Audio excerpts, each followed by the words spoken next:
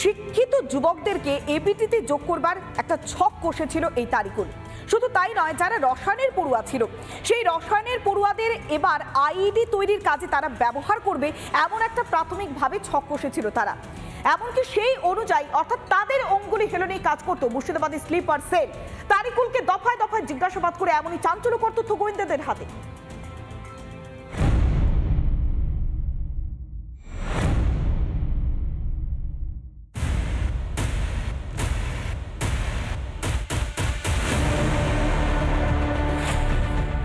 খাগড়াগড় বিস্ফোরণ কাণ্ডের অন্যতম মাস্টারমাইন্ড তারিকুল ইসলামকে বহরমপুর জেল থেকে নিজেদের হেফাজতে পেয়েছে বেঙ্গল এসটিএফ এবং তাকে জিজ্ঞাসাবাদ করে একাধিক তথ্য পেয়েছেন গোয়েন্দারা।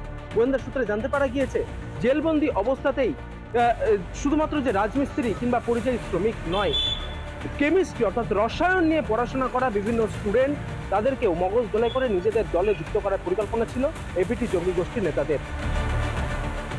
শিক্ষিত যুবকদের এবিটিতে যুক্ত করার ছক তারিকুল ইসলামের। সেই মতোই কাজ শুরু করেছিল মুর্শিদাবাদের স্লিপার সেল। সোমবার বহরমপুর জেলে বন্দি তারিকুলকে রাষ্ট্রদ্রোহের মামলায় নিজেদের হেফাজতে নিয়েছে রাজ্য পুলিশের এসটিএফ। তারিকুলকে জেরা করে সামনে এসেছে তথ্য। এবিটির টার্গেট বিজ্ঞানের ছাত্ররা, রসায়নের ছাত্রদের স্লিপার সেলে যুক্ত। প্রথমে আইইডি তৈরির প্রশিক্ষণ, বিস্ফোরকের সঠিক ফর্মুলা বানানো, রসায়নের ছাত্রদের দিয়ে আইইডি তৈরি। গোয়েন্দা সূত্রে খবর, তারিকুল কলকাতার প্রেসিডেন্সি সংশোধনাগারে ছিল। 2019 সালে তাকে বহরমপুর কেন্দ্র সংশোধনাগারে পাঠানো হয়। একটি পক্সো মামলায় গ্রেপ্তার হয়ে ওই জেলে বন্দী ছিল আব্বাস। সেখানেই দুজনের আলাপ।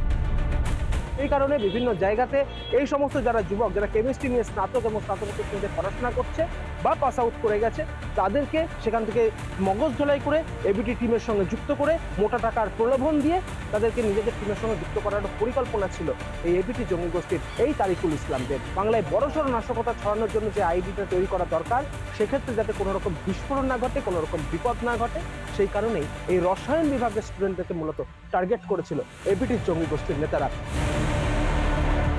নূর ইসলাম এবং আব্বাস আলীকে মুখোমুখি বসিয়ে জেরা করতে চায়, তাই তারিকুলকে হেফাজতে নিতে চায় অসম এসটিএফ।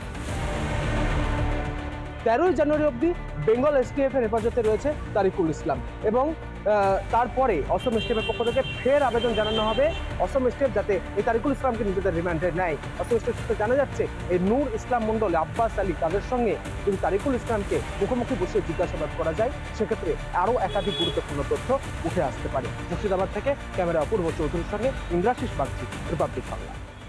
নানা ধরনের কন্টেন্ট দেখার জন্য লাইক করুন, শেয়ার করুন আমাদের ফেসবুক পেজ, সাবস্ক্রাইব করুন আমাদের ইউটিউব চ্যানেল। পাশাপাশি অন্যান্য ব্রেকিং নিউজের জন্য অবশ্যই চোখ রাখুন রিপাবলিক বাংলায়।